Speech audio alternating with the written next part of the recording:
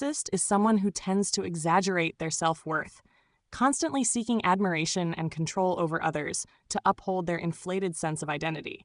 Though they may appear charming, confident, or even morally upright on the outside, their inner world often lacks genuine empathy and sincerity in relationships.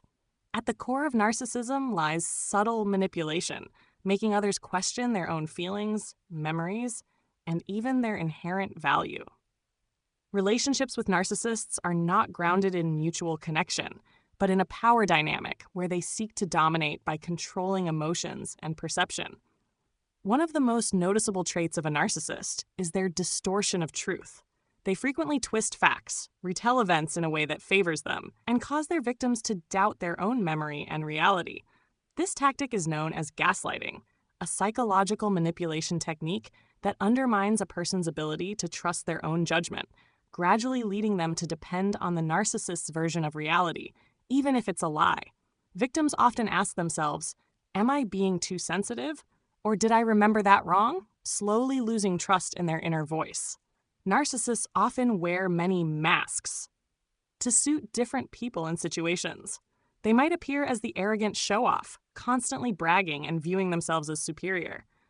But when they experience failure or rejection, they quickly shift into the victim role, drawing sympathy while redirecting blame. At other times, they wear the mask of moral superiority, speaking of virtue, faith, or righteousness, yet using those very things to judge and control others. Their expressions of kindness, faith, or even love are not tools of connection, but of manipulation, turning relationships into traps of guilt, fear, and confusion. Another core trait is their lack of true empathy. While narcissists may feign concern, it is often superficial and serves a personal agenda, usually to maintain control or earn praise. They do not love others for who they are, but for how those people can serve their needs. Their relationships are transactional, where affection is conditional and approval is given only when it benefits them. Narcissists also seek to control others' emotions, often through subtle criticism, sarcasm disguised as humor, or guilt trips. They may make you feel that every conflict or misunderstanding is your fault, even when they are the cause. Over time, you find yourself walking on eggshells, constantly adjusting your behavior and words to avoid provoking their anger or disappointment. This is a clear sign that the relationship is built on control rather than mutual respect. As C.S. Lewis wisely said, "Pride is spiritual cancer. It eats up the very possibility of love or contentment or even common sense." A narcissist is the embodiment of this destructive pride. When love becomes a tool for manipulation, when kindness is used to gain dominance, and when truth is replaced by illusion, relationships lose their integrity. Recognizing the nature and signs of a narcissist is not just about identifying toxic people, it's about protecting your emotional and spiritual well-being. By understanding their patterns, we take the first step toward healing, setting healthy boundaries, and reclaiming the truth in our lives. Narcissism is not a single fixed personality trait, but a spectrum with diverse manifestations. Each type of narcissism operates with its own method of manipulation, easily drawing others into cycles of confusion, guilt, and self-doubt. Among the most common types are grandiose narcissism, vulnerable narcissism, communal narcissism, and self-righteous or moral narcissism. Star 1. Grandiose narcissism. This is the most recognizable form. Grandiose narcissists exude excessive self-confidence, often seeing themselves as special, superior, and deserving of admiration. They crave power, success, and validation, expecting everything to revolve around them. However, when they face failure or criticism, their proud facade can crumble, revealing anger or hostility. They struggle to accept imperfection and may lash out if their self-image is threatened. 2. Vulnerable narcissism. Unlike grandiose narcissists, vulnerable narcissists appear withdrawn, sensitive, and often play the victim. They feel misunderstood, underappreciated, and exhibit low self-esteem. Yet beneath this fragile exterior lies the same deep craving for attention and validation. When they don't receive the recognition they seek, they may resort to emotional manipulation, using sadness, guilt, or passive aggression to control others. Narc 3. Communal narcissism. This form is more difficult to detect because it is masked by kindness and public service. Communal narcissists see themselves as compassionate helpers, always willing to serve others or fight for a cause. However, their true motivation is personal validation and admiration. When their acts of service go unnoticed, they become resentful or critical. Their generosity is conditional. It must be seen, praised, and admired. Narcissist 4. Self-righteous, moral narcissism. These individuals believe they possess superior moral or spiritual standards. They often use religion, ethics, or principles to judge others, controlling those around them through guilt and shame. Outwardly, they may appear humble, but inwardly, they place themselves above others. Their corrections are not rooted in love, but in the need to prove their own virtue. Those in relationships with them often feel constantly judged and never good enough. While each type of narcissism presents differently, they all share a common core: emotional manipulation and a desire to control.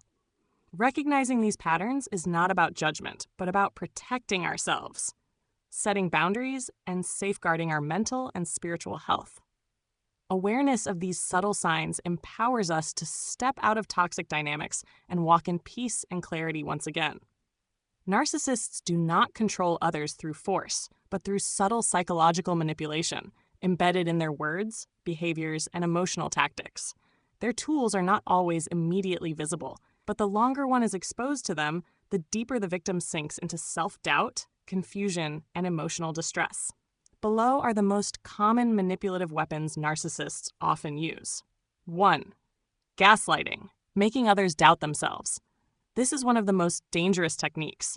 Narcissists constantly deny the truth, distort reality, or repeat phrases that cause their victims to question their own. Finally, if the above steps don't help you change the situation, the last step is to make the difficult decision to walk away from toxic relationships. Though painful, cutting ties with a narcissist is often the best way to ensure your long-term emotional safety and happiness. The love of God is an endless source of motivation, bringing not only salvation, but also granting people true freedom. This is a freedom that is not about indulgence or acting on one's instincts, but about living according to a higher ideal and striving for holiness. Freedom in God's love is a profound and complex concept. It is not merely the absence of external constraints, but also an inner freedom from sin and the dominance of evil. 1. Freedom is to forsake sin and evil desires. God's love invites us to live freely in holiness, which means abandoning sin and evil desires. In a world full of temptations, the freedom that God grants is not the freedom to do whatever we want without considering the consequences, but freedom from dependence on sin and unhealthy desires. When one chooses to walk in God's love, they are no longer controlled by sinful habits or selfishness, but instead freed to live a pure life filled with kindness and faith. Start 2. Freedom is not indulgence. Freedom in the love of God is also not about indulgence, doing whatever personal desires one may have without responsibility. This contrasts entirely with the concept of freedom in the world, where people often believe that freedom means having the right to do anything they wish without consequence. In contrast, freedom in God's love requires us to live with discipline, to choose actions that align with God's will, so our lives reflect His love and mercy. God not only frees us from sin, but also empowers us to live a life of beauty, living by His word. 3. Freedom in love is a connection with God. True freedom in God's love is when we can live according to divine values and remain closely connected with Him. It is the freedom not from God, but in becoming closer to Him through prayer, keeping faith, and living in the light of His love. When someone lives in God's love, they are not only freed from sin, but are also invited into a deep relationship with the Creator, where they find true peace and joy. God's love is protection and refuge, helping us overcome life's challenges without feeling pressured or restricted. 4. Freedom in love is liberation from fear. An important aspect of freedom in God's love is liberation from fear. When living in God's love, we no longer fear death, loss, or the suffering in life.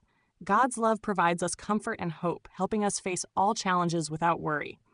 It is this love that frees us from the anxiety of fear and worry about the future, knowing that God is always beside us, guiding and protecting us. 5.